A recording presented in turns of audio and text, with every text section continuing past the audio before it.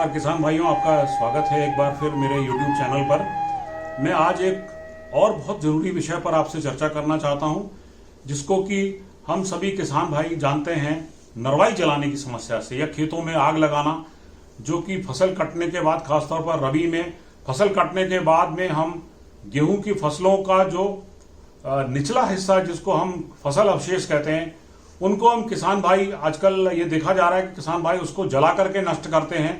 और वो थोड़ी सी तकलीफ उठाने की वजह से किसान ये जलाने को आसान समझते हैं, लेकिन जलाने की समस्या से उठने वाली और बहुत बड़ी बड़ी समस्याएं हैं किसान भाइयों, जिनका कि मशीनों से और उनके सही इस्तेमाल से इस जलाने वाली प्रक्रिया से हम बच सकते हैं। हम जब फसल अवशेषों को जलाते हैं कि मिट्टी भी जलती है, और मिट्टी जलती बिल्कुल वैसे ही है जैसे कि हम गमले, ईंट या खपरेल या कवेलू जिसको हम कहते हैं, उसके तरह से ऊपरी हिस्से की मिट्टी पर उस तरह का प्रभाव पड़ता है। इसलिए मैं किसान भाइयों से अनुरोध करता हूं कि अगर आप कंबाइन का इस्तेमाल करें या करवाएं अपने खेत में, किराए पर अगर आप चलवा रहे हैं, तो जो किराए पर चला रहा है, चलाने वाले से अनुरोध करें कि नीचे से काटें उसको, और नीचे से काटने के बाद में और उसके बाद में आसानी से किसान भाई उसको जलाने की समस्या से बच सकते हैं।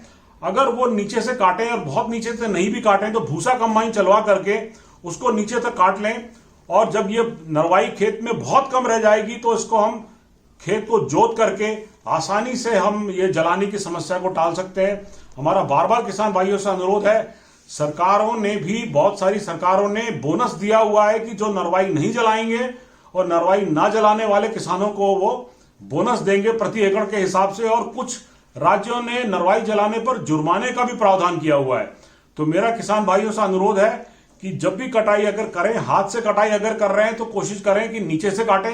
तो मैं किसान भाइयों से एक बार फिर से अनुरोध करता हूं कि हम बहुत सारे जीवाणुओं को हमेशा हमेशा के लिए नष्ट कर देते हैं। जैसे खेतों में जो केंचुए होते हैं या सूक्ष्म जीवाणु होते हैं जो लाभकारी होते हैं, वो हमेशा हमेशा के लिए जल जाते हैं। ऐसा कोई कार्य ना करें कि ये जो जमीन है आगे चल के किसी न किसी रूप में बंजर के स्वरूप में आ जाए।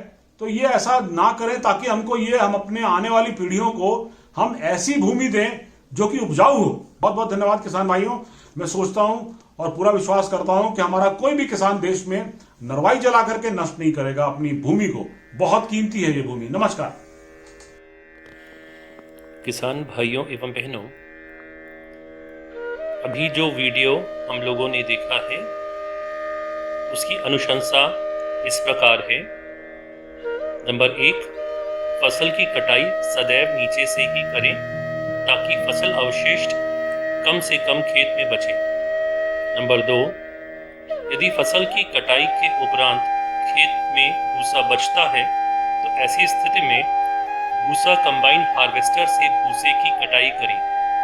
नंबर 3, यदि भूसा हार्वेस्टर उपलब्ध नहीं हो तो ऐसी स्थिति में ट्रैक्टर पीटीओ चलित चारा कटाई यंत्र का उपयोग बचे हुए फसल अवशेष को काटने में करें। नंबर 4, भूसे और चारे का उपयोग पशुधन के आहार के रूप में करें, जैविक खाद बनाने में करें, अथवा बाजार में इसे बेचकर अतिरिक्त धन कमाएं। नंबर 5, इसके उपरांत जीरो टिलेज बोनी यंत्र से बिना जुताई के ही अगली बोनी करें, जिससे खेत की तैयारी का खर्च भी बचेगा और अधिक लाभ भी होगा। नंबर 6, यदि जीरो टिलेज यंत्र का उपयोग नहीं कर पा रहे हैं तो इस स्थिति में फसल और भूसा काटने के उपरांत खेत की जुताई करें अथवा रोटावेटर चलाएं और बड़ी जड़ वाले फसल अवशेष चुनकर खेत से हटा दें।